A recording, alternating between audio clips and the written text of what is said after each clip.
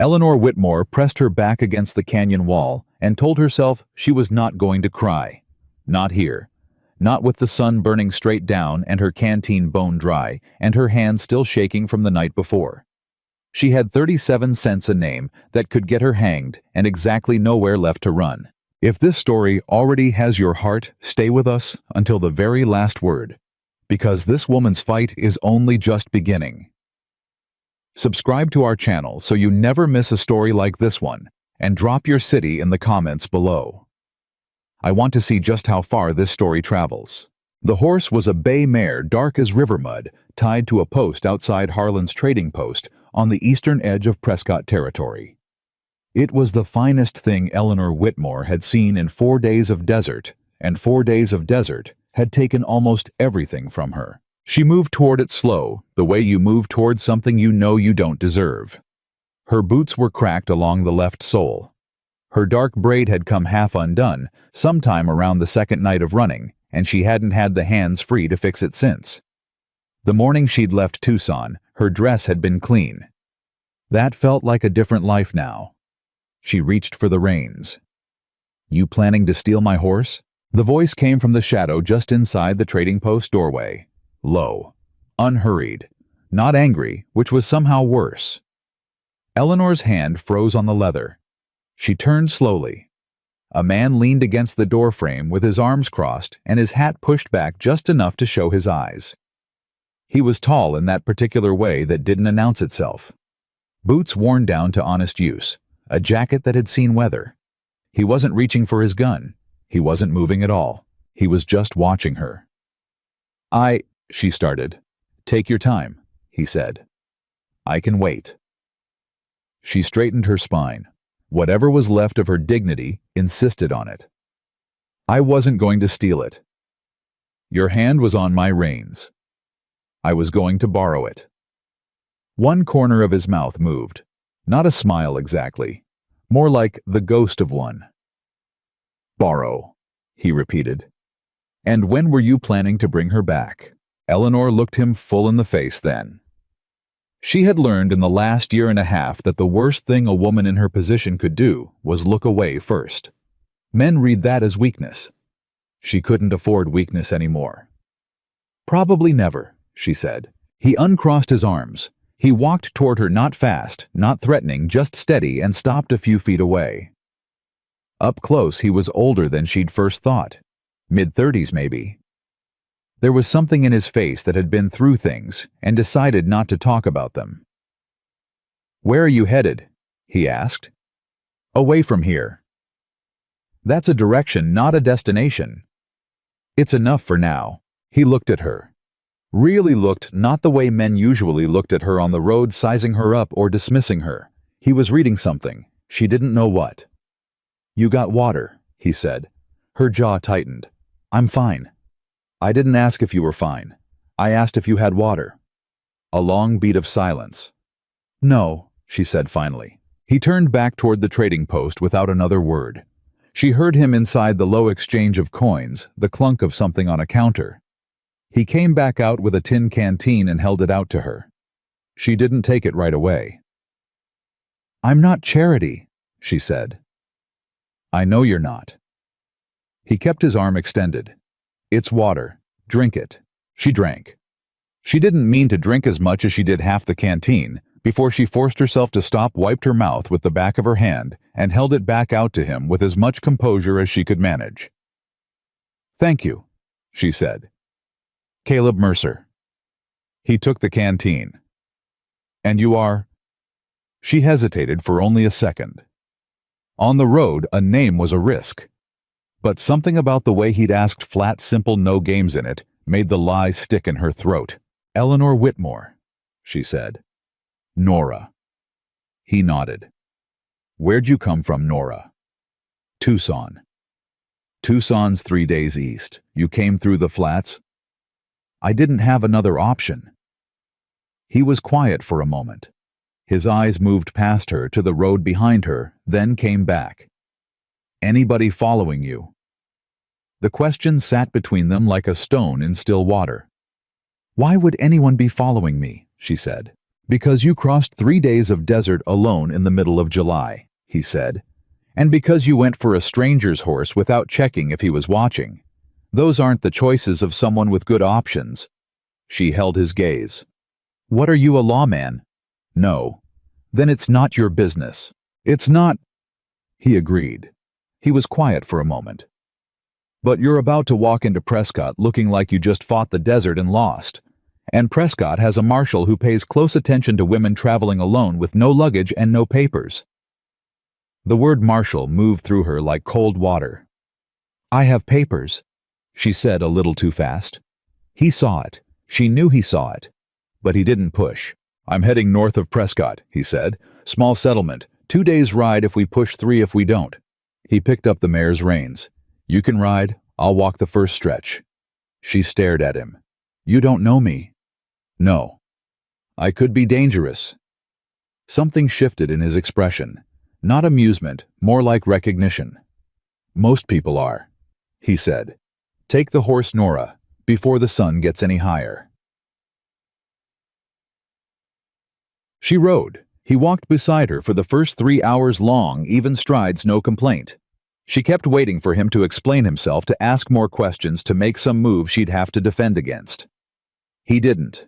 He just walked and watched the landscape and occasionally said something brief and practical like "water ahead" or "watch the rocks there, she favors her left." It unsettled her more than questions would have. By the time the sun started angling west and the scrub threw long shadows, she had built and dismantled 6 separate stories about who Caleb Mercer might be and what he might want from her. None of them fit cleanly. He was too quiet to be a talker and too steady to be a predator. He didn't look at her the way men looked at women they intended to use.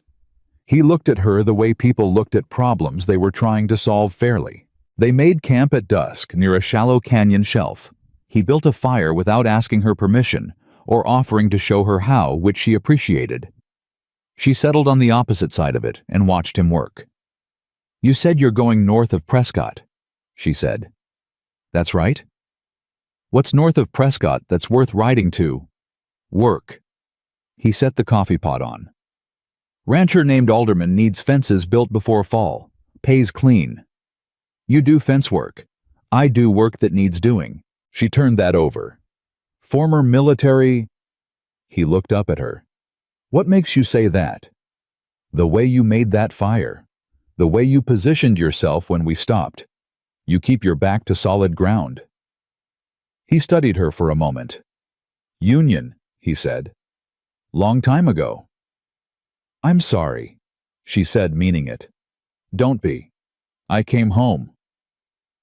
He poured 2 cups of coffee. She hadn't asked for one, but he set it near her hand anyway. Most didn't. She wrapped her fingers around the cup. The warmth of it moved through her like something she'd been missing without knowing it. "My brother was conscripted," she said. "End of the war. He came back, but he—" She stopped. "Changed," Caleb said. "Yes." He didn't press. He drank his coffee and watched the fire, and let the silence be what it was, not empty, but full of things neither of them needed to say out loud yet. The second morning she woke before he did. She lay still for a moment, watching the sky go from black to gray to the particular bruised pink of Arizona dawn, and ran through her situation, with the cold clarity that came before the day got loud. Her name was on a notice. She knew it. Marshal Gideon Cross had made sure of it, had filed papers in Tucson and Phoenix, possibly further north by now. The papers said Eleanor Whitmore had defrauded a business partner and failed to honor a debt of $400. The papers were a lie. But lies filed by a man with a badge and connections and a good suit were harder to fight than the truth filed by a woman with cracked boot soles and a braid coming loose. What the papers didn't say, what Cross couldn't afford to say, because it would expose his own dealings, was that the debt had been her father's. That the business partner had been Cross himself, operating through a proxy. That when her father had died and left her the store and the ledgers, she had found the numbers that showed exactly what Gideon Cross had done to the Whitmore family over 11 years of careful, quiet theft. She had made the mistake of writing it down. She had made the worst mistake of showing it to a man she thought she could trust. 3 days later, she was running. She heard Caleb stir, heard him sit up, heard the unhurried sounds of a man who woke without urgency because he had learned to treat each morning the same. She closed her eyes so he'd think she was still asleep. "You don't have to pretend," he said, not unkindly. She opened her eyes. "I wasn't. Your breathing changed when the sky started going pink." He stood, rolled his blanket with efficient hands. "You've been awake about 20 minutes. She sat up. "That's an unsettling thing to notice. Habit." He picked up the coffee pot.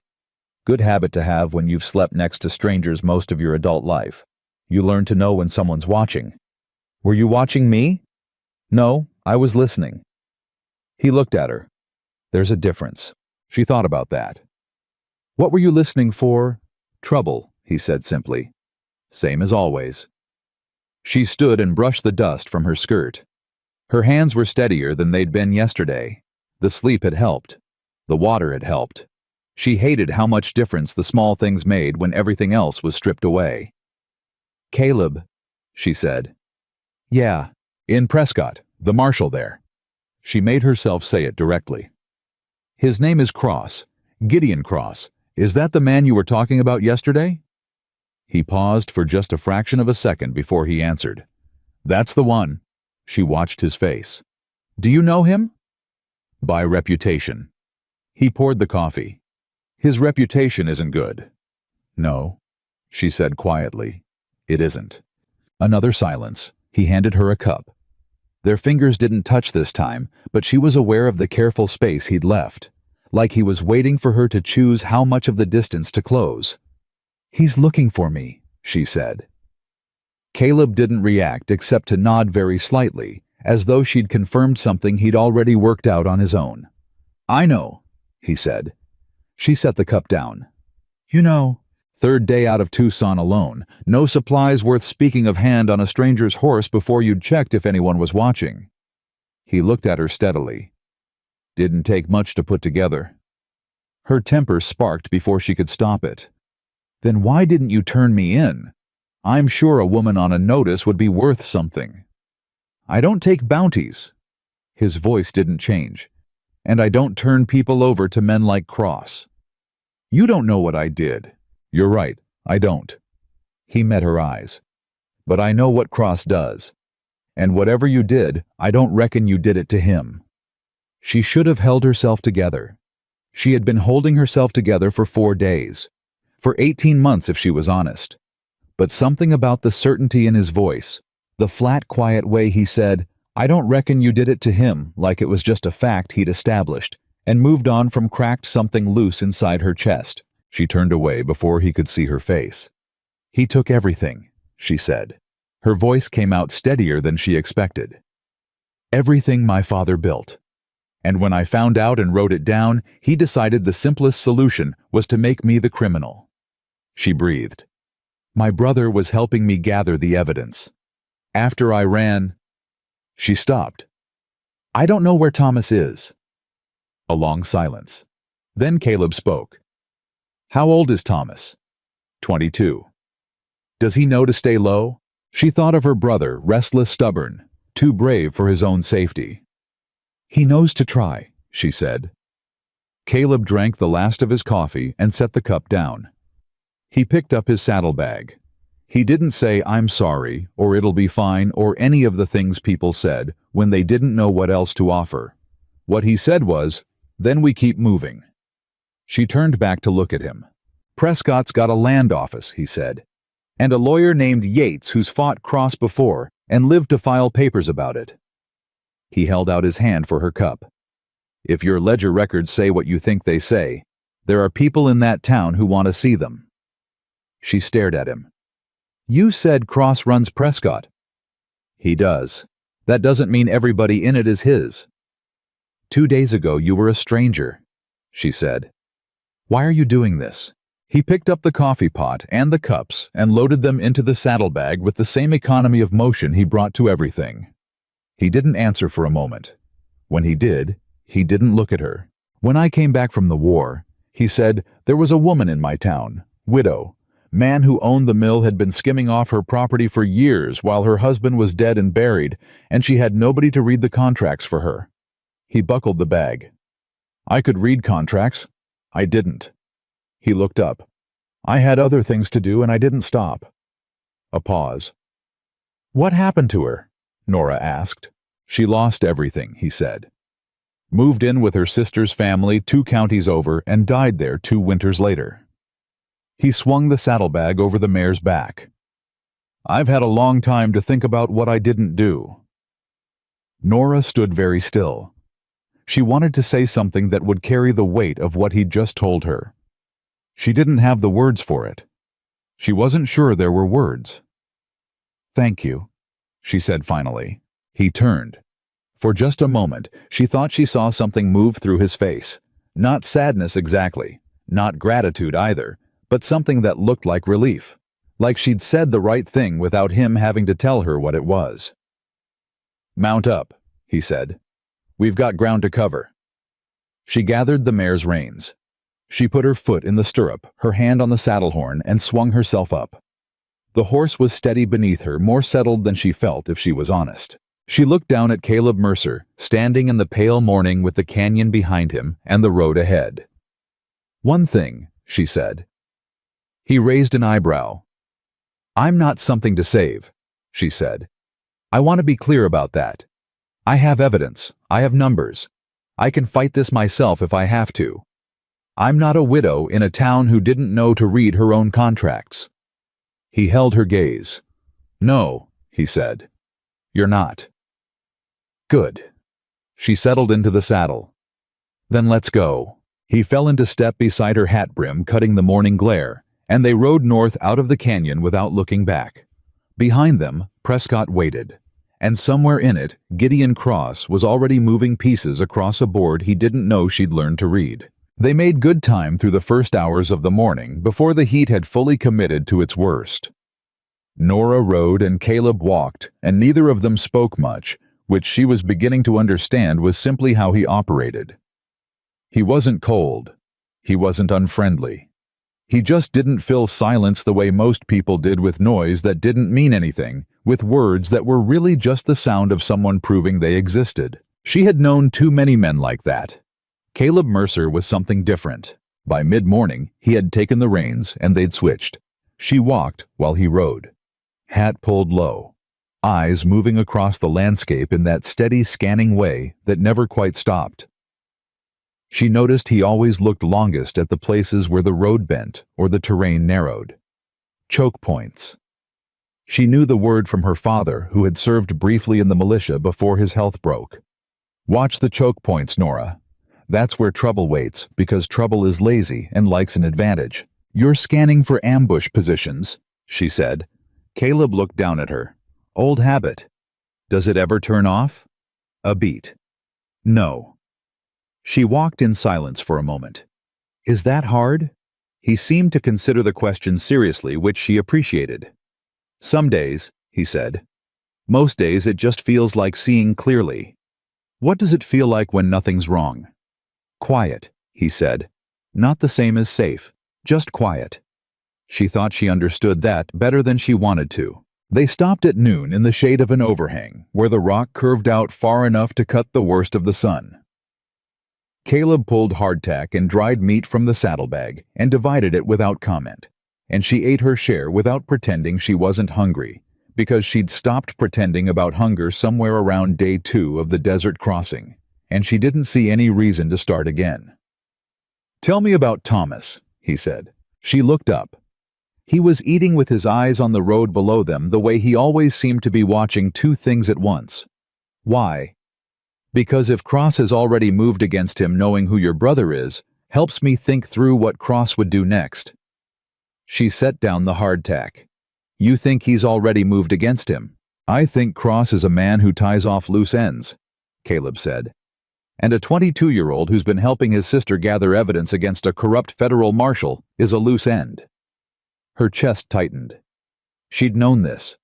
She'd been not thinking it for 4 days, because thinking it meant sitting with a fear she couldn't do anything about while she was still in the desert. Now she was out of the desert, and the fear was still there. And it was worse in the open air than it had been in the heat. "Thomas is smart," she said. "Smarter than people give him credit for.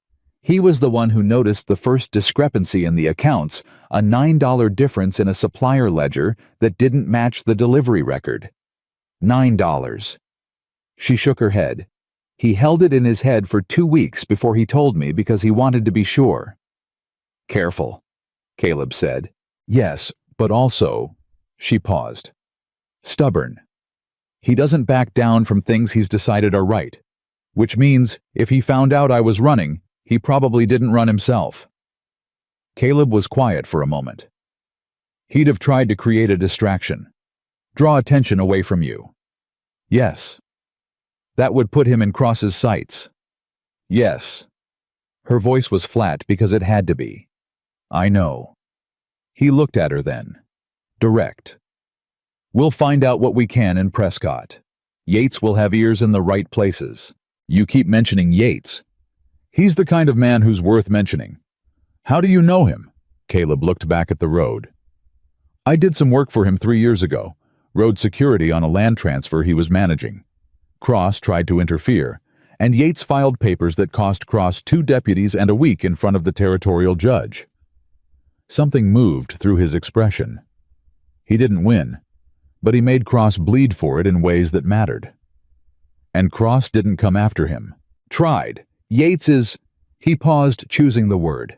"Meticulous. He keeps records of everything. Cross knows that whatever happens to Yates, those records go to 5 different people in 5 different towns the next morning." He looked at her. "Cross is corrupt, but he's not stupid. He doesn't move against people who've made themselves expensive to move against." Nora sat with that. "That's what I should have done," she said quietly. "Made copies. Sent them places before I ran. You had 3 days warning, maybe less. Still." "You made it out," he said. "That counts." Thomas might not have. The words sat between them in the shade, and Caleb didn't argue with them because they both knew arguing would be the same as lying. After a moment, he stood and held out his hand to help her up. She took it. His grip was firm and brief, and he let go the instant she was steady, no lingering, no statement in it. She had noticed that about him. He touched things only as long as necessary, and then he let them go. She wondered if that was habit too, or something he'd decided. They started moving again. The road curled north, and the terrain shifted around them as the afternoon built its heat into something almost solid. Nora kept pace beside the mare, one hand occasionally touching the saddlebag for balance on the rougher stretches. She was aware of how absurd she must look a woman in a travel-dirty dress, keeping pace with a horse in the middle of July, but there was something clarifying about it. You couldn't perform dignity in a situation like this. You could only be what you actually were. She was, it turned out, someone who could keep pace with a horse. "Can I ask you something?" she said. "You've been asking me things since yesterday," Caleb said. "Don't see why you'd stop." She almost smiled. "Your wife." He didn't tense. She'd half expected him to. But he just kept his eyes on the road and his hand on the reins and waited. "You said you lost her," Nora said. "You don't have to." "Her name was Clara," he said. "Fever. Winter of '72. A pause. "We'd been married 4 years. She was—" He stopped, started again. She was the kind of person who made a room better by being in it, not because she was entertaining, because she paid attention to people. She remembered what they'd told her 3 months ago and asked about it. His jaw moved. "I haven't met many people like that." Nora didn't say she was sorry. He'd told her not to be sorry about the war, and she understood now that it was the same principle that he didn't want grief reflected back at him. He just wanted the truth of it acknowledged. "She sounds like someone worth missing," she said. "Every day," he said. Simply. Like a fact. They walked in silence for a while after that, but it was a different kind of silence than before. Something had shifted in it. Not warmer exactly, more like truer. Like 2 people who had been keeping a careful distance from each other and had each taken 1 step closer without making a show of it. Then Caleb stopped walking. Nora stopped too. "What?" "Rider," he said quietly. "Quarter-mile back. Been there about 20 minutes. She didn't turn around. "Following us, matching our pace." He started walking again, same rate, nothing changed in his movement. "Don't look back." Her pulse jumped, but she kept her eyes forward. "One rider. Far as I can tell. Cross's man. Could be a traveler." He said it without conviction. "But you don't think so?" "No," he said. "I don't." She thought through the options with the cold part of her brain that took over when panic would cost her more than it was worth. If we speed up, they speed up. If we stop, they'll have to make a choice. He glanced at her sideways. "Up to you." She was struck again briefly by the fact that he kept doing this, putting the decisions in her hands. Not because he didn't have opinions. Because he'd decided her situation was hers to direct. "Stop," she said. He slowed the mare and they stopped in the middle of the road and waited. 40 seconds passed. A minute. Then around the curve behind them, a rider appeared and pulled up short when he saw them standing still and watching. He was young. Not more than 19. His hat was too big, and he was riding a spotted horse that looked borrowed. He sat in the saddle and stared at them with the specific expression of someone who had been caught doing something they weren't sure was wrong. Caleb studied him. "You been following us?" The boy's chin came up. "Free road." "It is," Caleb agreed. "How long you been on it?" A pause. "Since the overhang." "That's about 3 miles back." Caleb's voice stayed even. "You want to tell me why, or do we stand here until the sun finishes cooking us all?" The boy looked at Nora, then back at Caleb. Something shifted in his face, not a decision exactly, more like the collapse of a position he couldn't hold anymore. "Marshal Cross sent me," he said. Nora's stomach dropped clean through the ground. "How old are you, son?" Caleb said. 17. "Does Cross pay you buck $2? The boy said. "To follow and report back." "Report what?" "Where you're headed, if you go into Prescott or around it." Caleb nodded slowly. He reached into his jacket pocket and produced 2 coins. He held them out. "Here's your $2. The boy stared at him. "What for?" "For riding back to Cross and telling him you lost us in the canyon south of mile marker 9. Caleb's eyes were steady on the boy's face. "And for not doing this again." The boy looked at the coins, looked at Nora. She could see him calculating not greed she didn't think, but something more complicated. The arithmetic of a young person trying to figure out which side of something they were actually on. "He'll know I'm lying," the boy said. "He might," Caleb said. "Or he might think we're smarter than he figured." He kept the coins extended. "You're not Cross's man, son. You're just a boy who needed $2. Those aren't the same thing." A long pause. The boy reached out and took the coins. He wheeled his spotted horse around and rode back the way he'd come without another word, and Nora watched him go until the dust settled and the road was empty again. She turned to find Caleb already moving one hand on the mare's shoulder heading north. "Cross knows we're on this road," she said, falling into step. "He knew before the boy left," Caleb said. "That's not information gathering. That's a warning." She felt the cold of that settle through her despite the heat. "He's telling us he can reach us." "Yes." "Which means he's not afraid of us yet." Caleb glanced at her. Something shifted in his expression, and she realized with a start that it was the closest thing to satisfaction she'd seen on his face. "Yet," he repeated. "Good word." She didn't know if she should feel frightened or steadied by that. She felt both. She kept walking. By late afternoon, the road had widened, and there were signs that civilization was closer. A fence line running parallel to the road. A windmill turning slowly against the sky, the distant sound of something mechanical she couldn't place, but recognized as belonging to human effort. And then they came around a long curve, and a woman was standing in the road. She was 50-something, broad-shouldered, wearing an apron that had given up any pretense of cleanliness some time ago. She had her hands on her hips and was looking at them the way someone looks at something they've been expecting and aren't sure whether to be glad about. "Caleb Mercer," she said, not a question. He pulled the mare up. "Ruth Alderman." The woman looked at Nora without any of the evaluating hesitation people usually gave her. She just looked direct efficient, like someone taking inventory. "This her," Ruth said to Caleb. Nora went still. "I beg your pardon." "Don't mind me, honey. I got a letter from Yates 2 days ago. Said Caleb might be coming through with a woman named Eleanor Whitmore, who's got trouble on her heels and evidence in her head." Ruth looked at Caleb. "Said to feed you both and put you up for the night." Nora turned to look at Caleb. He had the grace to look only slightly uncomfortable. "I sent word from the trading post.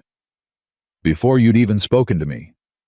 After I'd seen you reach for the horse," he said. The circumstances were fairly clear. She should have been angry. She turned the feeling over, examining it, and found that underneath the instinct to be angry there was something else, the very uncomfortable awareness that he had been planning ahead for her quietly before she'd even agreed to accept help. That he had set up a net she hadn't known to ask for. She turned back to Ruth Alderman. "I'm Eleanor Whitmore," she said. "Nora." "Ruth." The woman nodded once. "Come in. I've got stew and there's a room off the kitchen. You look like you haven't slept in a week." 4 days, Nora said. "Close enough." Ruth turned and walked toward the house. "Leave the horse with my man Delos. He'll see her right." Nora walked beside Caleb toward the house. She kept her voice low. "You planned this." "I prepared for it," he said. "There's a difference." "Is there?" "Planning assumes I knew what you'd decide," he said. "I didn't. I just made sure there was somewhere to land if you decided to let someone help you." She looked at him. He was looking straight ahead. "You do this for everyone," she said. "No." "Then why me?" He was quiet for a long moment. Long enough that she thought he wasn't going to answer. Then he said quietly, "Because you reached for the horse." She waited. "You were running on nothing," he said. "No water, no sleep, no plan past the next mile. And you were still calculating, still moving." He paused. "Most people in that situation have already stopped." She didn't know what to do with that, so she said nothing, and they walked through the door that Ruth Alderman held open, and the smell of stew hit Nora like something from another life. A life where she had a kitchen and a father and a store and a reason to stay in one place. She sat down at Ruth's table and ate and didn't cry, which was the best she could say for it. Ruth was not a soft woman, but she was a decent one, and decent was more than Nora had encountered for long enough that she felt the edges of it keenly. After dinner, Ruth set coffee on the table and sat across from them both with the manner of someone who had decided to be useful and intended to carry through.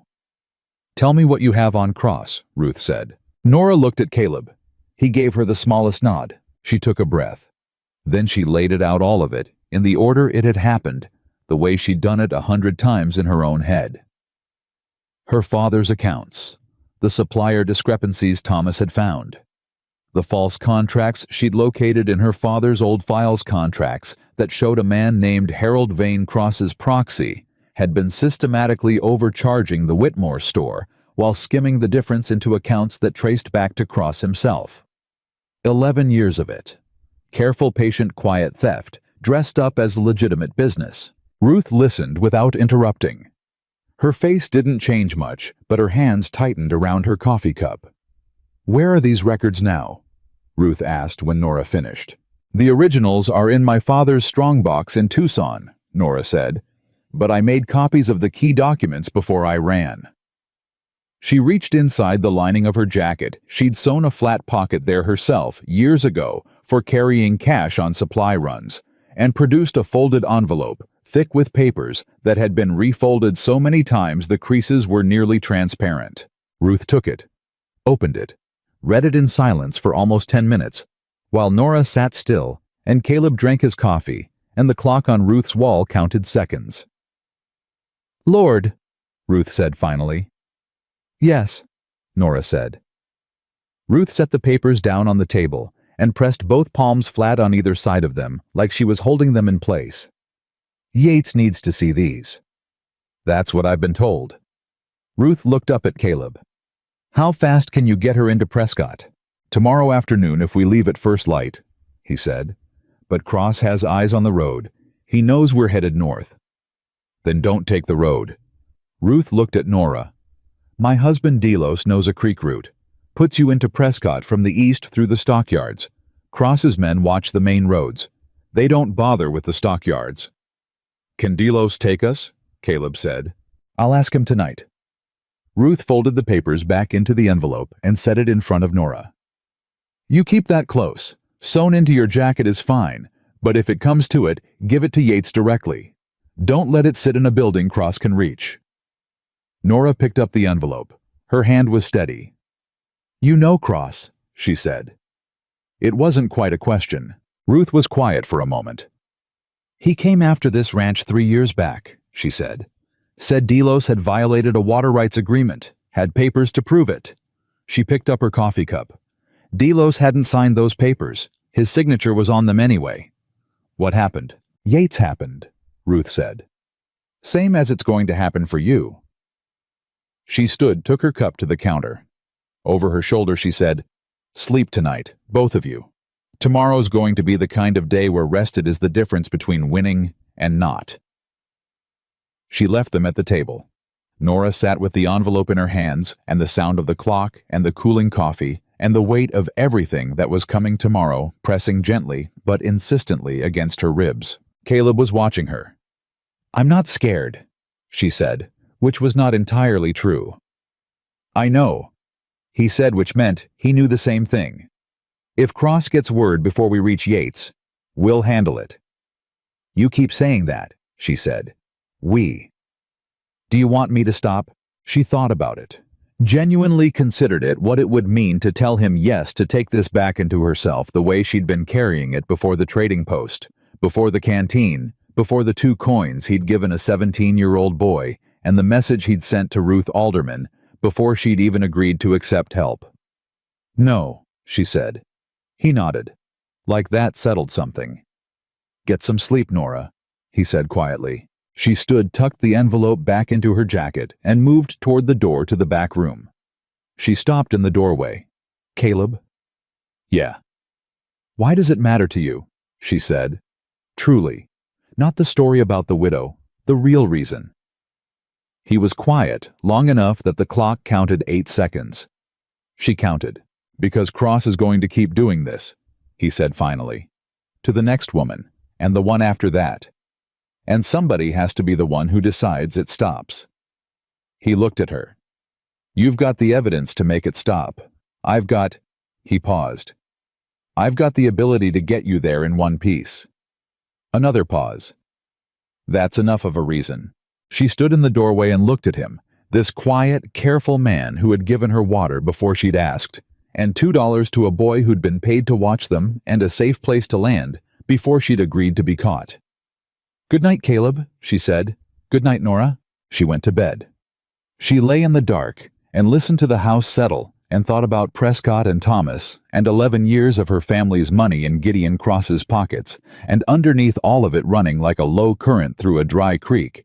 She thought about the fact that for the first time in 4 days, she was not afraid of tomorrow. She was ready for it. Delos, Alderman, was a man of few words and precise movements, which made him and Caleb natural traveling companions in the gray dark before dawn. Nora walked between them through the creek route stones underfoot, the mare's hooves careful and quiet, and listened to the 2 of them communicate in the particular shorthand of men who trusted each other's competence without needing to establish it. Cross moved a deputy to the Eastern Watch last night, Delos said. Not loudly. Just information offered clean. Caleb absorbed it without breaking stride. Since when? My boy rode past around 10. Saw the lamp at Harker's fence line. That's Cross's man Deacons. He's got a tells, always lights a pipe when he's standing watch. We go wider east then. 1/4 mile. Puts us through the Harker cattle pens.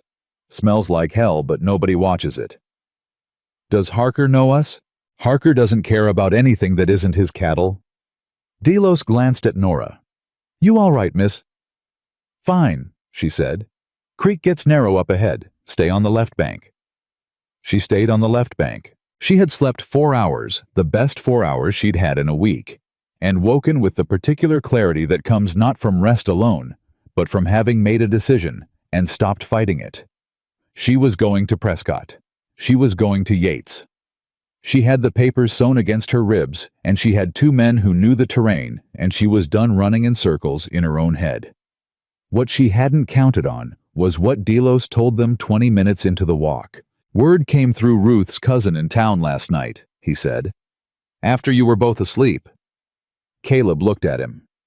"Thomas Whitmore." Nora's feet stopped moving. Delos turned to her. His face was not unkind. "Your brother's in Prescott, miss. Has been for 2 days." The air went out of her chest. "Is he... he's alive?" Delos said quickly. "But Cross has him. Not in the jail, in Deacon's custody at the boarding house on Granite Street. Keeping it quiet. No formal charge filed yet." Nora started walking again because standing still felt like drowning. "No formal charge," she said. "Which means Cross is holding him as leverage." "That'd be my read," Delos said. She looked at Caleb. He was already thinking she could see it in the way his jaw had set, the slight narrowing of his eyes. "If he charges Thomas formally, it becomes a matter of record," Caleb said, "which means a lawyer can access him, which means Yates can access him." He looked at her. "Cross is keeping it informal because formal gives Thomas rights." "So we get to Yates first," Nora said. "Fast," Caleb said. "How fast?" "Before Cross decides informal isn't working and changes his approach." Delos said nothing. He just picked up the pace and they followed. The stockyards smelled exactly as promised. Nora breathed through her mouth and kept her eyes forward, and thought about Thomas, stubborn, careful Thomas, who had held a $9 discrepancy in his head for 2 weeks because he wanted to be sure. Thomas, who had probably walked into Prescott on purpose, she realized. Who had probably come looking for her when she didn't arrive at the place they'd agreed their father's old freight contact 2 days north of Tucson. He hadn't run. Of course he hadn't. She should have been angry. Instead, she felt something that was almost pride, which made no sense, and also made complete sense. They came into Prescott from the east, just as the town was waking into its morning business. Delos peeled off at the edge of the stockyards. He had his own reasons for not being seen in town, and pressed Caleb's hand once briefly, and was gone. Caleb put his hand briefly at Nora's elbow. "Yates's office is on Gurley Street, 2 blocks. We walk normally. We don't hurry." "I understand." "If you see anyone watching us..." "I won't react," she said. "I know." He looked at her for a moment. "I know you know," he said. "I'm just talking." She realized with a start that he was. That he was filling the silence this time, not because he needed to, but because she did. She pulled her jacket straight and they walked. Prescott in the morning had the particular quality of a town that knew it was important and wanted you to know it too. The territorial capital had ambitions in its architecture that the desert kept undercutting. Nora kept her eyes moving, not frantically, just steadily reading the street the way her father had taught her to read a room. Who was standing still? Who was watching the people rather than their own business? Who had their hands free? She counted 2 men who might be Crosses before they'd gone half a block. One was leaning against the post office. One was making a slow show of examining goods in a shop window. She didn't look at them directly. She kept walking. Caleb had seen them too.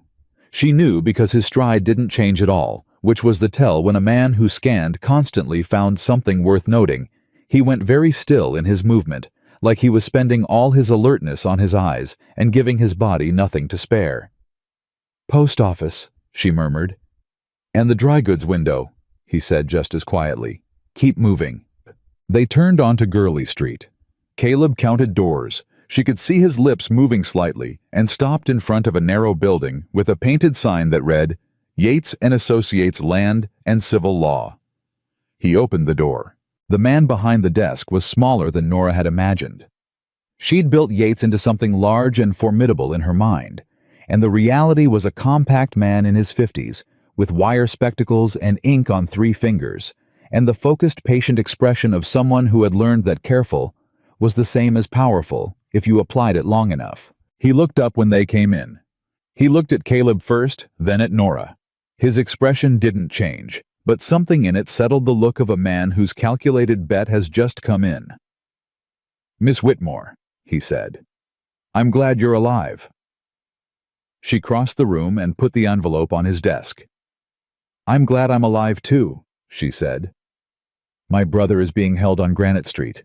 Informal custody. No charge filed." Yates picked up the envelope without opening it yet. "Thomas Whitmore, yes. I became aware of that yesterday afternoon." He looked at Caleb. "Cross moved faster than I expected." "He had a boy watching the South Road," Caleb said. "He knew she was coming. Of course he did." Yates opened the envelope. He spread the papers on his desk and put his spectacles to the top of his nose and read. The room was very quiet. Outside, the town continued its mourning. Nora stood and waited because she had been waiting for 18 months, and she was good at it by now.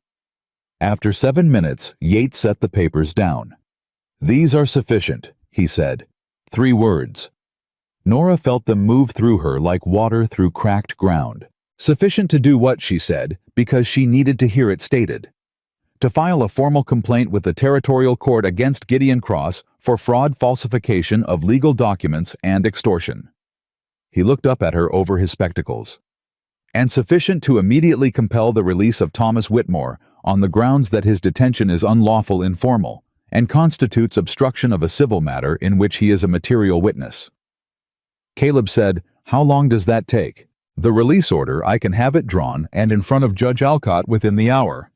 Alcott doesn't like Cross, never wanted to, and I've given him reason enough over the years to act quickly when I bring him something real." Yates began sorting the papers with the efficiency of a man who had been waiting for exactly this kind of morning. "The formal complaint will take longer. Cross will fight it. He'll file counters and call witnesses and attempt to discredit Miss Whitmore at every step." "I expected that," Nora said. "Good. Because it will be unpleasant." He looked at her directly. "He will say you fabricated these records. He will say your father was a dishonest man. He will say you are a desperate woman inventing crimes to avoid accountability for your own." "Let him say it," Nora said. "The numbers are the numbers." Yates looked at her for a moment. Then he said with something that was almost warmth in his precise voice, "Yes, they are." He capped his pen. "I'll need you to remain in Prescott until the release order is served and Thomas is in my custody. After that, I'd recommend you both stay at the Alderman Ranch until the initial filing is complete and on record. Once it's in the court's record, Cross can't make you disappear without it becoming a matter of enormous scrutiny." "He might try anyway," Caleb said. "He might?" Yates agreed. "Which is why I'm going to file 3 copies in 3 different courts this afternoon." He looked at Caleb. "And why I'm going to need you to be visible, Mr. Mercer. Cross knows your face. He knows you're not bought. A man like that, he calculates risk. Make yourself part of the calculation." Caleb nodded. Yates stood and reached for his jacket on the back of his chair. "Give me 45 minutes with Judge Alcott," he said. "Don't leave this office. Don't open the door for anyone whose name you don't know." He left. The office door closed and Nora and Caleb were alone in the quiet. She sat down in the chair across from Yates's desk because her legs had decided to stop being reliable. She put both hands flat on her knees and breathed. 45 minutes, she said. "He'll make it in 40, Caleb said. She looked up. He was standing by the window, one hand on the frame, watching the street at an angle that let him see without being easily seen. He'd positioned himself there the moment Yates left. She hadn't even watched him do it. It had just happened the same way breathing happened. "How do you know?" she said. "Because he's been waiting 3 years for something good enough to use against Cross. He's not going to take his time." He glanced back at her. "Are you all right?" "I will be," she said. "When Thomas is out." "He'll be out." "You don't know that." "No," he said. But Alcott will sign it because Yates will ask him to, and Yates has never brought Alcott a bad case. He paused.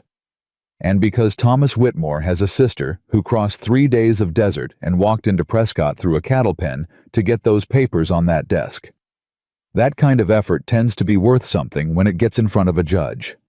She looked at him. That's the most you've said at once since I met you. Something shifted in his face. The ghost of a smile again, but closer to the surface this time. I'm having an unusual week. She almost laughed. Actually almost laughed, which was something she hadn't been within reach of in a long time.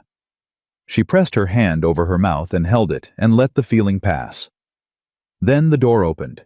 She was on her feet before she'd thought about it, and so was Caleb. She heard him move behind her, heard the particular shift of his weight that meant he was ready. But it wasn't Cross's men. It was a young woman, maybe 20, in a calico dress with a basket over one arm. She stopped short when she saw them, then squared her shoulders with the determined look of someone who had been sent to do something and intended to do it. Mr. Yates sent me, she said. I'm his clerk's wife. He said to bring you coffee and tell you not to worry about the window. His clerk is watching the street. Nora exhaled. Caleb sat back down. The young woman set the coffee on the desk and left without waiting to be thanked, which Nora thought was either extraordinary efficiency or an accurate read of the room. She poured 2 cups and gave one to Caleb. They drank in silence. The clock on Yates's wall counted time. Outside, Prescott went about its morning and somewhere on Granite Street. Thomas was in a room he hadn't agreed to be in, and Nora held her coffee cup and thought about the first thing she was going to say to him when she saw him. She had decided on "you stubborn idiot," followed immediately by something she couldn't quite construct yet, because some things didn't have words until the moment arrived. 38 minutes after Yates had walked out, he walked back in. He was carrying papers. Alcott signed, he said before he'd fully closed the door. Release order for Thomas Whitmore, effective immediately unlawful detention by Marshal Gideon Cross's deputy Warren Deakins. He set the papers on the desk. I'm sending my clerk to serve it now. I'm coming, Nora said. Miss Whitmore. He's my brother, she said. I'm coming. Yates looked at her, then at Caleb. Some wordless assessment passed between them, and then Yates said, Stay close. They went. The walk to Granite Street took 6 minutes and felt like 6 years. Nora counted her own footsteps to keep from running. Running was the wrong thing. Running announced fear, and she was not afraid. She told herself she was not afraid. She was. She was terrified. Not for herself. For Thomas. For what 2 days of informal custody under a man like Deakins might look like on her brother's face when she saw him. Yates's clerk, a thin young man with a purposeful stride, was already at the boarding house door when they arrived. He knocked. A beat. 2. The door opened, and Deakins was there. Warren Deakins was wide and gray-haired, and had the particular look of a man who had been doing Cross's work long enough that he'd stopped noticing what it was. He looked at the clerk. He looked at the paper the clerk was holding. Release order for Thomas Whitmore, the clerk said. His voice didn't shake. Signed by Judge Alcott this morning. You are required by law to release him immediately. Deakins looked at the paper. He looked up. He saw Yates. He looked further and saw Caleb. Something shifted in his face. I'm going to need to contact the marshal, Deakins said. You're welcome to contact whoever you like, Yates said. After you release the prisoner. He's not a prisoner. He is a man being held without charge, without formal arrest, and without access to legal counsel, Yates said. His voice was the same as always. Quiet, precise, unbothered. The order is signed. You have a choice, Mr. Deakins. You can comply with it now, or you can obstruct it and appear before Judge Alcott this afternoon to explain why. I suggest you think carefully about which of those conversations you want to have. A very long 5 seconds. Deakins stepped back from the door. Nora moved forward before anyone told her to pass the clerk, past Yates, into the boarding house hallway. She heard Caleb fall in behind her without being asked. Back room? Deakins said. Grudging. already calculating how he was going to explain this to Cross. She went to the back room. Thomas was sitting on the edge of a cot, with his wrists marked from rope that had been removed recently. She could see the lines and a cut above his left eye that was 2 days old and badly cleaned. He looked up when the door opened. He saw her. Nora. His voice cracked on the single syllable. She crossed the room. She put both hands on his face the way she'd done when he was small, and she needed to check that he was real. He was thin. He was pale. He was intact. "You absolute fool," she said. "You were late," he said. "To Henderson's. You were supposed to be there 3 days ago." "I was crossing a desert." "I figured." He looked past her at Caleb standing in the doorway. "Who's that?" "The man whose horse I almost stole," she said. Thomas blinked. "I what?" "Later." She pulled him to his feet. He was unsteady, but he caught himself. "Can you walk?" "I've been sitting, not broken," he said with a flash of the Thomas. She knew the one who'd been noting discrepancies in account ledgers at 20 and hadn't flinched once. "Yes, I can walk." "Then walk." They walked. Out through the hallway past Deacons, who stood against the wall and said nothing, and looked at the floor out the door and onto Granite Street in the morning light. Thomas squinted at the brightness of it. Yates fell into step beside them. "Mr. Whitmore, I'm Edmund Yates. I'm going to need your testimony in the coming weeks, along with whatever records you personally gathered from the Whitmore accounts." Thomas looked at him. "I memorized the key figures," he said. "All of them, in case the papers were taken." Yates paused for just a fraction of a second. "You memorized them. 47 individual transactions. The dates, the amounts, the supplier names, and the corresponding ledger entries that don't match." Thomas said it the way he said everything plainly, like the remarkable thing was the information itself and not what it meant. "I can write them down for you right now if you have paper." Nora watched Yates look at her brother with the expression of a man recalculating something important. "I have paper," Yates said. They were half a block from Yates's office, moving at a good pace, and Nora was allowing herself the first edges of something that might have been relief. Just the outermost edges, the way you let your hand near a flame to test its heat when she heard boots behind them. Quick boots. More than one pair. Caleb heard it too. He turned first. 2 men were coming up the street at a pace that wasn't running but was close. One of them Nora didn't recognize. The other one she did. Marshal Gideon Cross. He was exactly as she remembered him. Tall, well-dressed in a way that was almost theatrical for a frontier town, the kind of man who wore authority like a garment he'd selected carefully. He had a badge on his chest, and fury behind his eyes, and he was containing it just barely, because he was too smart to lose control on a public street. "Miss Whitmore," he called. The whole street went quiet. Nora stopped walking. She heard Thomas beside her make a sound, not fear something harder. She felt Caleb a half-step behind her right shoulder. She turned around. "Marshal Cross," she said. He stopped 10 feet away. His eyes moved over the group, Yates, Thomas, Caleb, and she could see him adding it up, recalculating, looking for the move that cost him least. "I think there may have been some confusion this morning," Cross said. His voice was smooth, reasonable. The voice of a man who had been reasonable at people until they doubted themselves. "Mr. Yates appears to have involved himself in a matter he doesn't fully understand." "I understand it completely," Yates said. He didn't raise his voice. He didn't need to. "I've filed a civil complaint with the Territorial Court this morning, Marshal. Copies have gone to Judge Alcott, the District Court in Phoenix, and the Federal Land Office in Washington." He paused. "Would you like me to summarize the contents, or would you prefer to read them yourself when they're served?" Cross's jaw tightened. "You're making a serious error, Edmund." "I make very few errors," Yates said. "That's rather my professional reputation." Cross looked at Nora, and she saw it then, the thing she'd been too frightened to see for 18 months. He was still calculating, still looking for the angle. But underneath the calculation, underneath the authority and the suit and the badge, there was something else. He was cornered, not yet caught, not yet finished, but cornered. She met his eyes. She had spent a year and a half running from this man. She had crossed a desert and slept on canyon rock and drunk from a borrowed canteen and walked through cattle pens in the dark. She had sat in a lawyer's office and counted the minutes while a judge signed a paper, and she had walked into a boarding house and pulled her brother off a cot with rope marks on his wrists. She was not going to look away. "You should have let it go, Eleanor," Cross said. Quiet, almost gentle. "The way you speak to something you're about to put down." "No," she said. "You should have." His eyes moved to Caleb.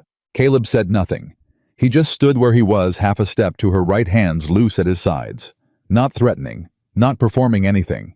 Just present the way he had been since the trading post, the way he seemed to have decided to be this man who had given water before he was asked and arranged a safe landing before she'd agreed to fall. Cross looked at him for a long moment.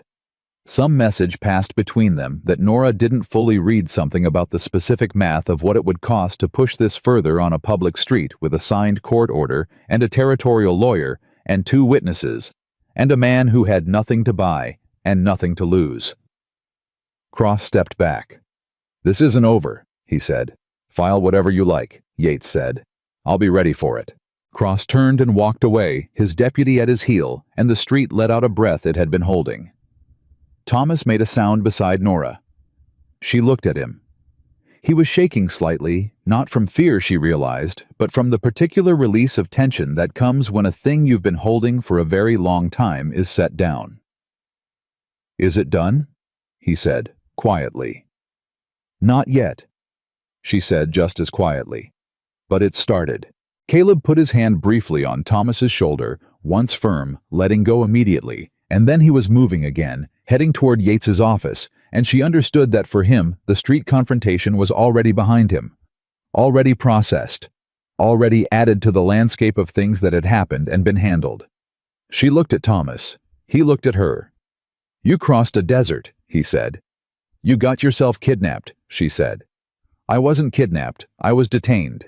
You were held in a back room with rope marks on your wrists, Thomas." He looked down at his wrists, then back up. "I found 3 more discrepancies while I was sitting there," he said. "I had nothing else to do. I went through everything in my head again." She stared at him. Then she put her arm around his shoulders and pulled him toward Yates's office, and thought not for the first time, and not for the last, that the Whitmore stubbornness was either going to save them or be the absolute end of them. Today, at least, it had been the former. Behind her, Prescott moved on, and somewhere in it, Gideon Cross was already planning his next move. But so was she. Yates worked fast. That was the thing Nora hadn't fully anticipated. Not the precision which she'd expected, but the speed. Within an hour of returning to his office, he had Thomas seated at the corner desk with paper and pen, transcribing 47 transactions from memory with the focused calm of someone diffusing something dangerous by treating it as ordinary. Within 2 hours, Yates had a second clerk copying documents in triplicate. Within 3, a rider had left for Phoenix with a sealed packet and instructions that would have cost Yates a significant portion of his monthly income, and Nora understood then that he wasn't just doing this for justice in the abstract. He was spending money on it. That was how you knew a man meant what he said. She sat across from Yates while Thomas wrote, and Caleb stood near the window doing the thing he always did, watching the street at an angle, hands loose, present in the particular way that didn't announce itself. "Cross will file a counter-complaint by end of day," Yates said. He didn't look up from the document he was drafting. "He'll claim the records are fabricated. He'll claim your father owed the debt legitimately and that you falsified the ledger copies." "He can claim whatever he wants," Nora said. "Thomas's memorized figures match the copies I carried, and the originals are in my father's strongbox in Tucson." "Can we access the strongbox?" "My father's freight partner holds the second key, man named Henderson. He's been holding it since my father died. I wrote him before I left Tucson and told him to trust no one with the marshal's office." Yates looked up. "Henderson in Tucson. I know the name. He testified in a water rights case 6 years ago. Honest man, difficult to rattle." He made a note.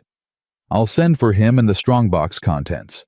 That gives us the originals, Thomas's testimony, and your copy's 3 independent corroborating lines." He set his pen down for the first time in an hour.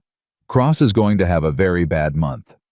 "I want more than a bad month," Nora said. "I want him off that badge." "That will take longer than a month," Yates said. "But it will happen.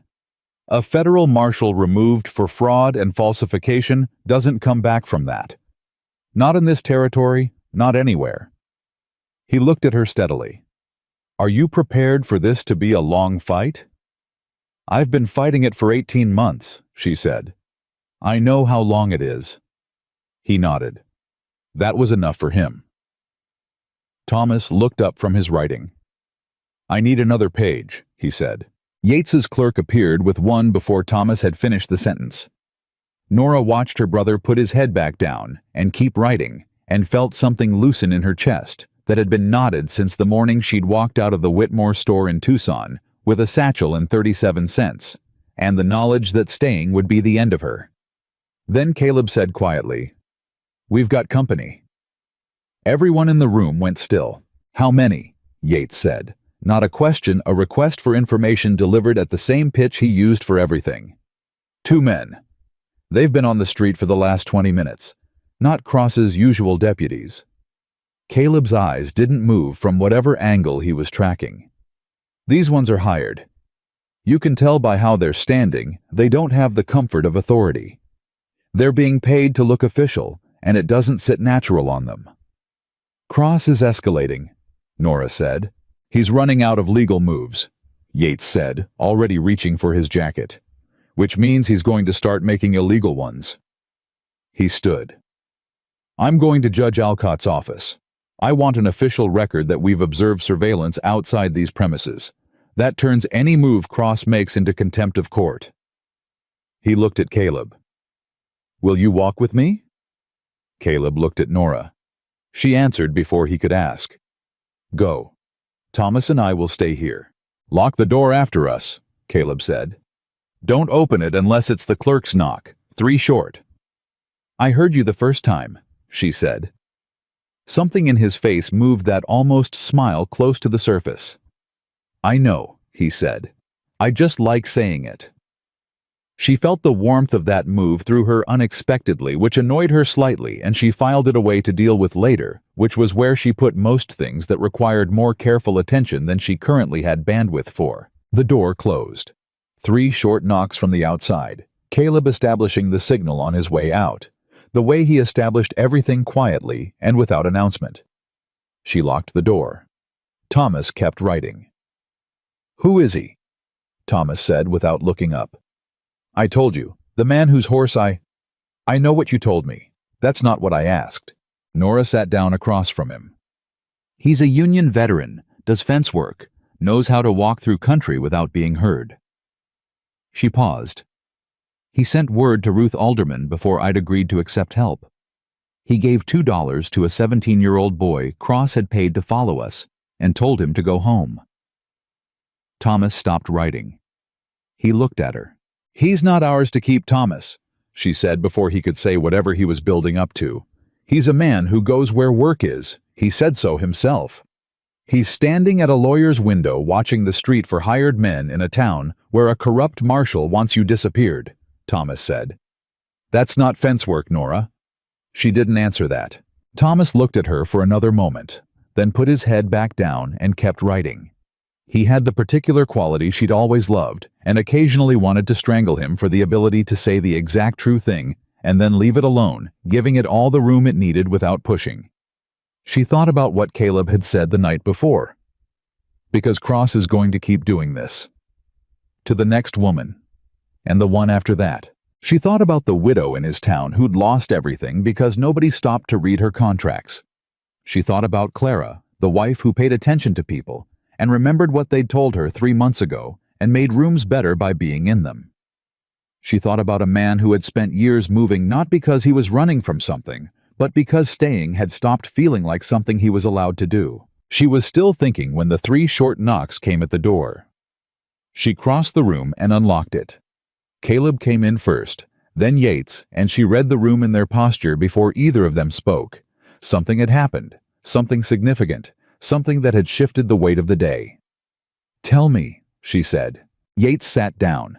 He took his spectacles off and cleaned them, which she was learning was what he did when he needed a moment to order his thoughts. "One of Cross's hired men approached Caleb on the street while I was in with Alcott," he said. She looked at Caleb. "Approached how?" "Offered me money," Caleb said. "Flat. To take you and Thomas out of Prescott tonight. They'd supply the horses. They just needed you gone before the complaint hit the court record." The room was very quiet. "How much?" Thomas said from the corner. "Enough that it was meant to be tempting," Caleb said. $500. Thomas's pen stopped moving. $500. More than the Whitmore store had cleared in its best year. More than enough for a man who did fence work to walk away from a situation that wasn't his and never look back. Nora made herself ask the question directly. "What did you say?" Caleb looked at her. "I said no." She held his gaze. "Just no." "I said no, and then I told the man that if he or his partner came within a block of Yates's office again, I'd be discussing the solicitation with Judge Alcott personally." His jaw moved. "He left." Thomas made a sound that might have been a laugh under different circumstances. "You threatened a hired man with a judge." "It worked," Caleb said. Yates put his spectacles back on. "More importantly, I now have a sworn statement from me and Caleb regarding the attempted bribery. That goes into the record with Alcott this afternoon. Cross just made his situation significantly worse." He looked at Nora. "He's panicking. Panicking men make errors. We need to be ready to move when he makes his next one." "What do you think his next move is?" Nora said. Yates was quiet for a moment. "He's going to try to discredit you before the complaint is formally on record. He has until tomorrow morning. That's when Alcott has scheduled the initial hearing. Between now and then, Cross is going to try to get someone in this town to say something damaging about the Whitmore name." He paused. "Do you have any history in Prescott? Anyone who might have a grudge against your father's business?" Nora thought. She made herself think carefully, going back through everything she knew about her father's dealings north of Tucson, the suppliers, the freight contacts, the small loans he'd extended to neighboring businesses over the years. Then she remembered. "Aldous Prentice," she said. Yates looked up sharply. "He ran a competing dry goods operation out of Prescott about 8 years ago," Nora said. "My father underbid him on a freight contract. Prentice lost the contract and blamed my father for spreading rumors about his credit. He didn't, but Prentice believed it." "Prentice is still in Prescott," Yates said slowly. "He runs a feed operation on Montezuma Street." "Cross will find him," Nora said. "If he hasn't already." Yates stood. "I need to speak with Prentice before Cross does." He reached for his jacket again. He seemed to spend most of his working life in the act of reaching for that jacket. "I'm going to be direct with him. Tell him what Cross is doing, and ask him to consider whether he wants to be the man who helps a corrupt marshal destroy a young woman's legal case for a grievance that's 8 years old." "Will it work?" Thomas said. "I don't know," Yates said honestly. "Prentice is a practical man. Practical men respond to practical arguments. The practical argument here is that if he helps Cross and Cross goes down anyway, which he will. Prentice's name is attached to it." He was already at the door. "I'll be back within the hour." He left again. The afternoon settled into a particular kind of waiting, the kind that had texture to it. Wait, the feeling of things moving just outside the room while inside stayed still. Thomas finished his transcription and handed it to the clerk, and then sat back in his chair and closed his eyes, and Nora let him, because he'd been in a back room for 2 days on bad sleep and worse food, and whatever pride he had left was not going to allow him to admit how exhausted he was. She sat near the window on the side away from the street and watched Caleb. He had moved the chair so he could see both the window and the door, which she recognized as the sort of thing that was so automatic for him, he probably didn't notice he'd done it. He was still. Not tense, he never seemed tense exactly, but gathered the way a fire is gathered before it has anything to burn. You should have taken the money, she said. He looked at her. No, I shouldn't have. $500 is, I know what $500 is, he said. That's not the question. Then what is? He was quiet for a moment. The question is, what you'd have to become to spend it, he said. And I don't have much interest in being that. She sat with that. Outside, someone's horse went by at a trot, and a door opened and closed, and the ordinary machinery of the town kept running, as though nothing consequential was happening inside this particular building. You're going to leave when this is over, she said. It came out more direct than she'd intended. She hadn't planned to say it. It had been sitting in her since last night, and it had apparently decided to surface on its own schedule. Caleb looked at her. He didn't answer right away. That was the plan, he said. Was, she said. Something moved through his face. She had spent enough time watching him now to read the small shifts, the way he processed things, not with words first, but with some internal settling that happened before he spoke, like he was checking what he actually meant before he committed to saying it. I did fence work, he said carefully. For aldermen. Before this. I know. I move around, have for 5 years. It suited me. I know that too. He looked at her. Are you asking me something, Nora? She thought about it honestly. She was not a woman who asked for things she wasn't prepared to receive the answer to. She'd learned that the same way she'd learned to read accounts, by doing it badly first and understanding the cost. I'm asking if the plan has changed, she said. That's all. He held her gaze for a long time. Before he could answer, the door opened 3 short knocks. Then Yates, slightly breathless in a way that was notable because she had not previously seen him be anything other than composed. Prentice, Yates said. Everyone looked at him. He'd already been contacted by Cross. Yates set his satchel on the desk. 2 hours ago, Cross offered him a formal letter clearing his business of any outstanding territorial tax questions. Questions that, as it turns out, Cross had been quietly escalating as leverage for the last year. He sat down. So Cross had been preparing for this. He's had Prentice in his pocket for months. Is Prentice going to testify against me? Nora said. He was going to, Yates said. And then I showed him the complaint documents. He opened the satchel and produced a single sheet of paper.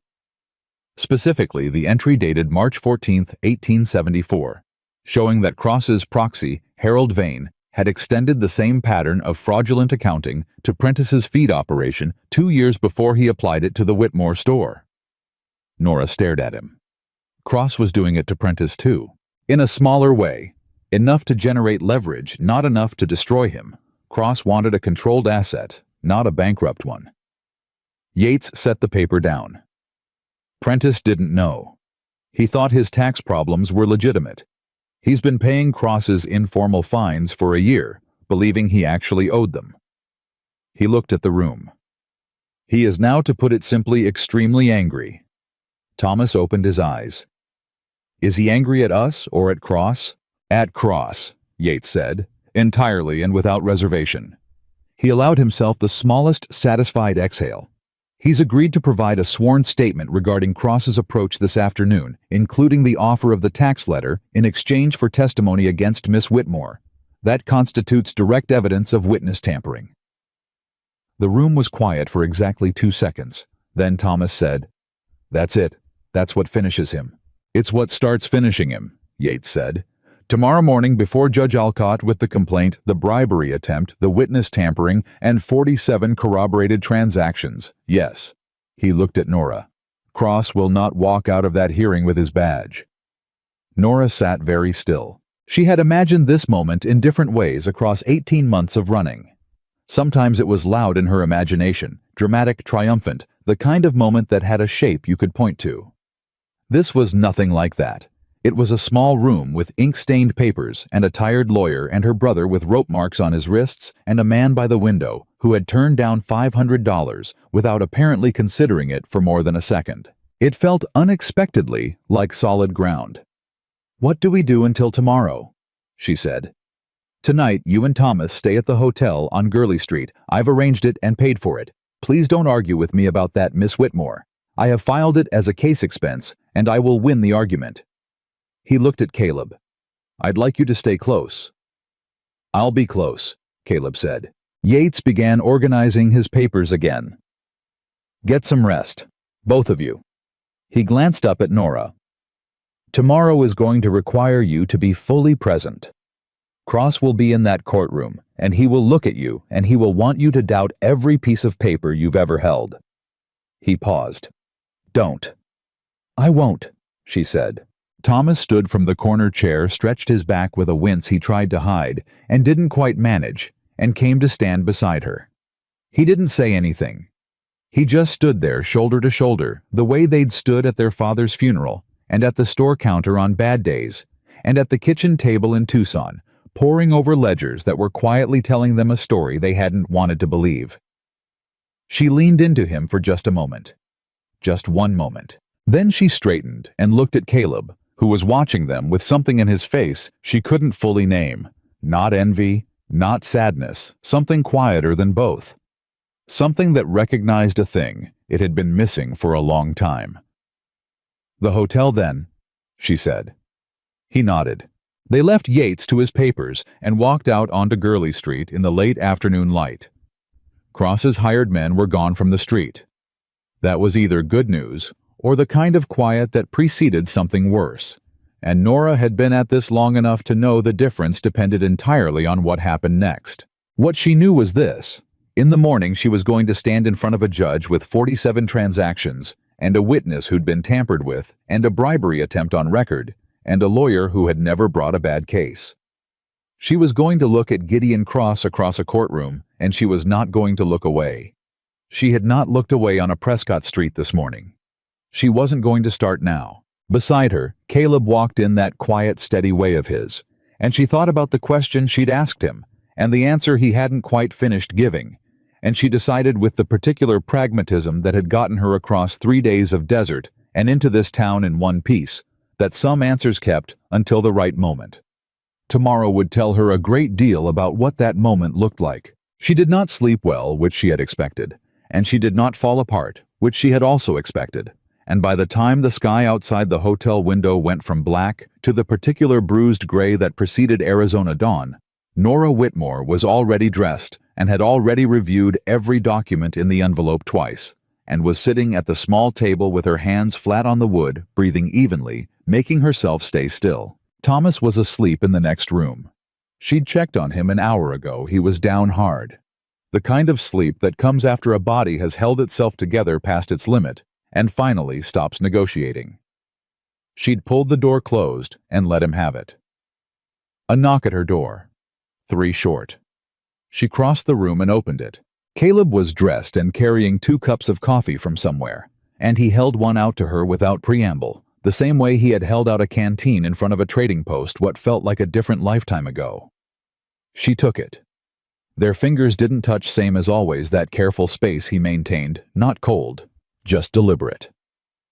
"How long have you been up?" she said. "Didn't sleep much. Watching the street. Thinking," he said. She looked at him. He was looking past her shoulder into the room at nothing in particular, with the expression of a man who had arrived at something and hadn't decided what to do with it yet. "Come in," she said. He came in. He sat in the second chair at the small table and held his coffee with both hands and looked at the wall. "Cross didn't make a move last night," he said. "I know. I was watching." He glanced at her. "From this window." "I told you I wasn't sleeping well." He looked back at the wall. "No move last night means he's saving it for the courtroom, trying to control the terms." His jaw tightened slightly. "He's going to come at you hard in front of Alcott. Try to make you angry.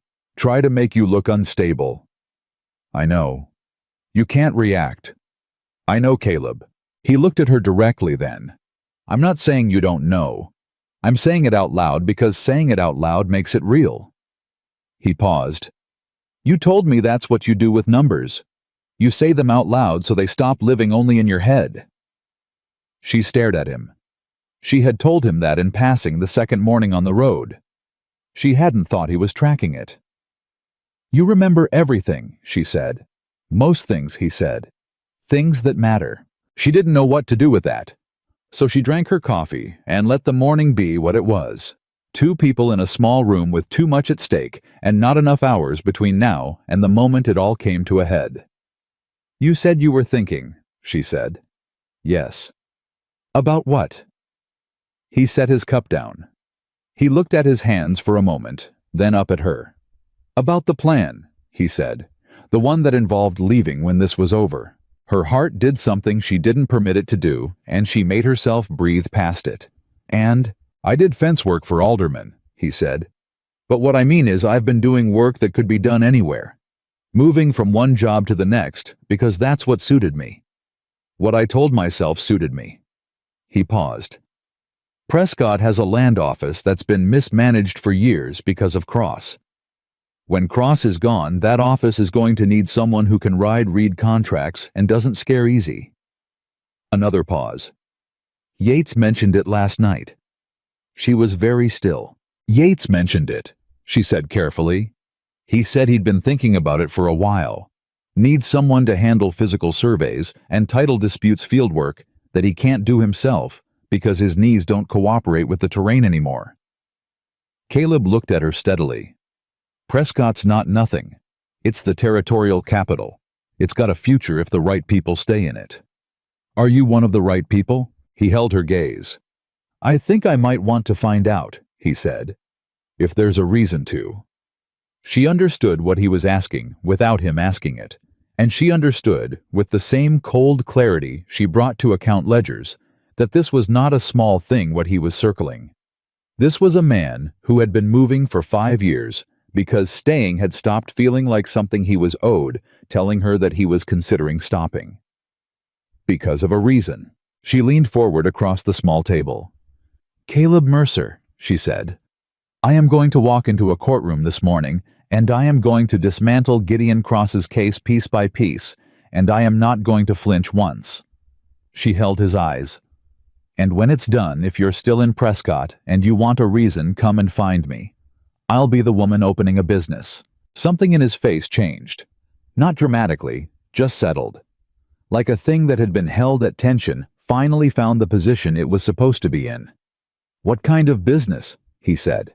My father's store was dry goods, she said. But what I'm good at is accounts. And every business in this territory needs someone who can read their books and tell them where the money is actually going. She sat back. Turns out a woman who can spot 11 years of fraud hidden in a supplier ledger has a marketable skill. He almost smiled. Full this time, the ghost had finally arrived. That's practical. I'm a practical woman.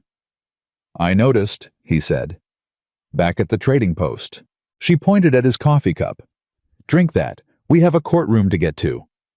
He drank it. Thomas emerged from the next room 20 minutes later, looking better than he had any right to. Still thin. Still with the shadow of 2 bad days on him, but upright and clear-eyed, and carrying himself with the specific determination of a man who had memorized 47 fraudulent transactions in a back room and intended to make every one of them count. He looked at Caleb. He looked at Nora. He looked at the 2 empty coffee cups on the table. Right, he said, apparently deciding something. Let's go end this. Yates met them outside the hotel with his satchel and his spectacles and 3 copies of everything, because that was who Edmund Yates was, and Nora had come to find it deeply reassuring.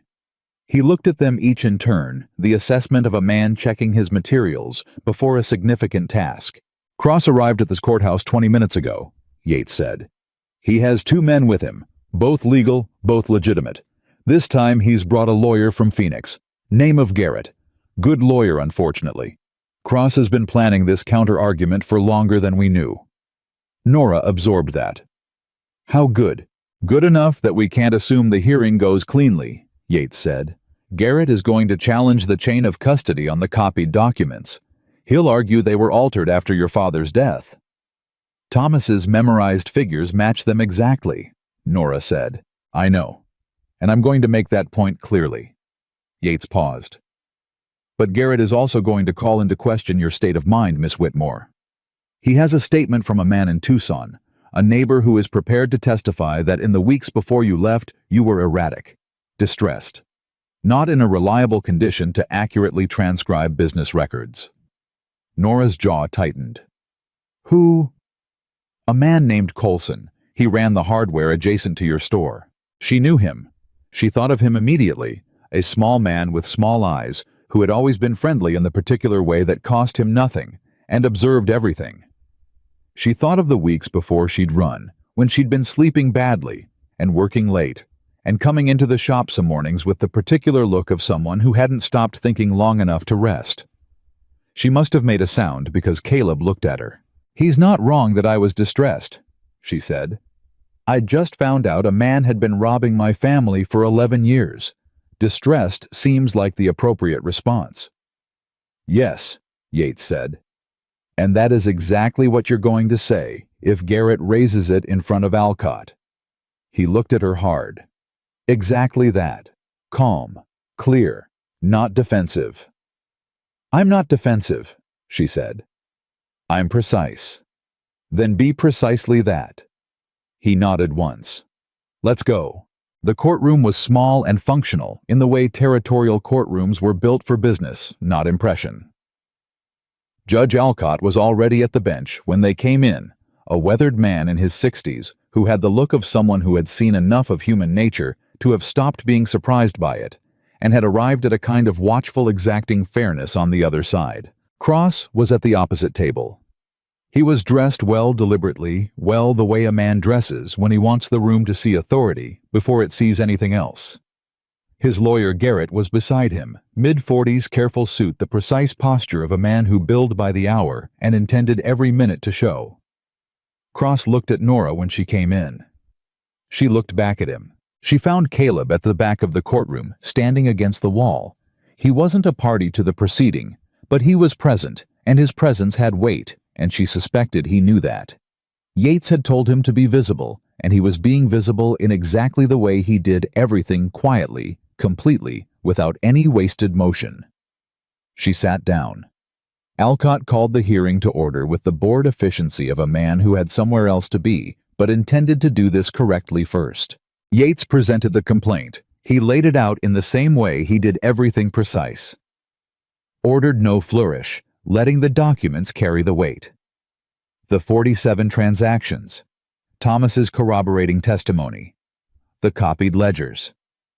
Henderson's letter from Tucson arrived by fast rider that morning, confirming the existence and contents of the original strongbox. Prentice's sworn statement regarding the witness tampering. Alcott read each document without expression. He asked 3 questions, pointed specific questions that told Nora he had already read everything Yates had filed the day before and was checking the corners rather than the center. Then Garrett stood. He was good. Yates had not overstated it. He moved through his challenges with the unhurried confidence of a man who had done this many times in many rooms and knew how to make a solid thing look uncertain. He questioned the chain of custody on the copies. He raised Coulson's statement regarding Nora's state of mind. He noted that Thomas Whitmore, as the complainant's brother, was not a disinterested witness. Then he said, "Your Honor, I'd like to call Miss Eleanor Whitmore to speak directly." Alcott looked at Yates. Yates nodded once. Nora stood. She walked to the front of the room and turned to face it. Cross was 10 feet to her left. She did not look at him. Garrett approached. He had a pleasant face and a voice designed to make you feel the question was friendly before you understood what it was actually doing. "Miss Whitmore," he said, "you've described a pattern of fraud spanning 11 years. That's a significant claim against a serving federal marshal. Can you help me understand why did it take 11 years to discover it?" "Because it was designed to take 11 years, she said. "The amounts were small enough in any given year to fall within normal variance. The pattern only becomes visible when you look at the full period. And you identified this pattern. My brother identified the first discrepancy. I identified the pattern. You and your brother." He paused, letting the implication sit. "Miss Whitmore, I have a statement here from Mr. Robert Coulson of Tucson, who knew you during the period you claim to have been conducting this analysis. He describes you as, and I'm reading directly, visibly overwrought, prone to working through the night, and not in a state that inspired confidence in her reliability. He looked up. "Does that description seem accurate to you?" "Yes," she said. Garrett paused. He hadn't expected that. "Yes," she said again. "I had recently discovered that a man I'd trusted as a business associate had been systematically stealing from my family for 11 years, and that the same man held a federal badge and had the legal authority to make my accusations disappear." She kept her voice even, precise. "I was working through the night because I needed to be certain before I acted. I was distressed because distress was the accurate response to what I had found." She looked at Garrett directly. "I was not unreliable. I was thorough." The room was very quiet. Alcott wrote something. Garrett tried twice more. The altered documents questioned the brother as witness question, and Nora answered each one with the same clean precision she'd been building toward for 18 months. Not angry, not pleading, just exact. When Garrett sat down, she returned to her seat. Yates leaned toward her and said very quietly, 10 out of 10. She said nothing. She looked at the judge. Cross asked to speak. Alcott permitted it. Cross stood and spoke for 4 minutes in the measured, reasonable voice she knew so well, the voice of a man explaining patiently why the confusion was understandable, but the conclusion was wrong. He was good at it. She had always known he was good at it. When he was done, Alcott looked at him for a long moment. "Marshal Cross," Alcott said, "I've reviewed the documents filed by Mr. Yates yesterday and the supporting materials presented this morning. I have a question." He folded his hands. The entry dated March 14, 1874. Supplier payment to Vane Mercantile for dry goods delivery. Whitmore store $42. The corresponding delivery record in Miss Whitmore's copies shows a $33 shipment. He looked at Cross. "Mr. Vane was your business associate." A half-second pause. "A social acquaintance," Cross said. "A social acquaintance who appears in 9 separate fraudulent accounting entries across 2 unrelated businesses over a 6-year period," Alcott said. He said it the way he said everything, without drama, without accusation, in the tone just the fact placed precisely on the table. "That's not a question, Marshal. That's an observation." He looked at his papers. "I'm going to take 1 hour's recess to review the remainder of the filing." He stood. Everyone stood. The hour was the longest of Nora's life, and also, in a strange way, the most peaceful. She sat in the hallway outside the courtroom with Thomas on one side and Caleb, who had appeared from the back of the room without announcement, on the other. Nobody spoke much. Thomas had his hands on his knees and was staring at the floor with the focused expression of someone who had done everything they could do and was now simply waiting for the world to catch up. Caleb's shoulder was close to hers. Not touching. Just there. At one point she said quietly, "Whatever he decides—" "I know," Caleb said. "I just mean, whatever he decides, we still have the complaint filed. We still have the copies. We still have Nora." He said her name the way he said it when he wanted her to stop filling the silence with fear dressed as planning. "I know." She stopped.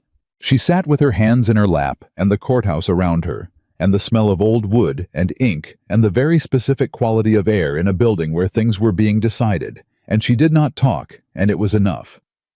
Alcott came back in 52 minutes. He sat. He opened the folder in front of him. He did not look at Cross. In the matter of the civil complaint filed by Miss Eleanor Whitmore against Marshal Gideon Cross, he said, "I find sufficient evidentiary basis to proceed to formal territorial court review." He looked up. "Additionally, pending that review, I am suspending Marshal Cross's authority within Prescott and the surrounding district effective immediately, and referring the matter of his conduct to the federal marshal's office in Washington." He looked at Cross. "You are to surrender your badge to my clerk before leaving this building." Cross was very still. Then something in his face, not collapsed, not broken, just finally quietly stopped, went flat. The calculation behind his eyes, which had never fully stopped running, went still. She saw it happen, and it was not triumphant the way she'd imagined. It was just the moment when a thing that had been wrong for a long time stopped. "Yes, Your Honor," Cross said. He sat down. The room began to move around her. Yates gathering papers, Garrett and Cross in quiet conference, the clerk coming forward. Thomas's hand found her arm and gripped it briefly, and she gripped back. She looked for Caleb. He was standing at the edge of the room watching her. When she found him, he nodded once, the same nod he'd given when she'd said yet on the road, the nod that meant he'd heard the right thing and was marking it. She nodded back. Outside on the courthouse steps, Thomas put his arm around her shoulders, and she leaned into him for exactly as long as she needed to, and then she straightened, because there was work to do, and she had never been the kind of woman who stayed leaning. Yates shook her hand. "The formal proceedings will take months," he said. "Cross will appeal. Garrett is good enough to slow it down. But the suspension is real, and it's immediate, and the referral to Washington means this goes beyond the territory." He paused. "He is not coming back from this, Miss Whitmore." "Good," she said. "I'll need you in Prescott for the foreseeable future." "I intend to stay," she said. Yates looked at her over his spectacles. "I'm glad to hear it." He glanced at Caleb, then back at her. "I've spoken to Mr. Mercer about the survey work. I hope that conversation develops into something practical." He left before she could respond to that, which she suspected was intentional. Thomas looked at her sideways. "Survey work," he said. "Don't," she said. "I didn't say anything." "You were about to. I was going to say," Thomas said with careful innocence, "that Prescott seems like a reasonable place to establish a bookkeeping practice. Good commercial district, growing population, clear need for someone who can read accounts honestly." He paused. "Seems like enough reason to stay." "It is," she said. Caleb came down the steps and stopped in front of them both. He looked at Thomas first. "You did well in there," he said. 47 transactions from memory. That's not nothing." Thomas looked at him with the assessing expression he brought to numbers. "Neither is turning down $500, he said. "Nora told me." "Did she?" "She tells me most things," Thomas said. "Eventually." He looked between them once with that quality of his saying the exact true thing and then leaving it alone, and then he said he was going to find Yates and disappeared up the street. They were left standing on the courthouse steps. Prescott moved around them. It was almost noon, and the heat was building its daily argument, and somewhere in the town a door was open that hadn't been open before something possible, where before there had been only flight. "The survey work," Nora said.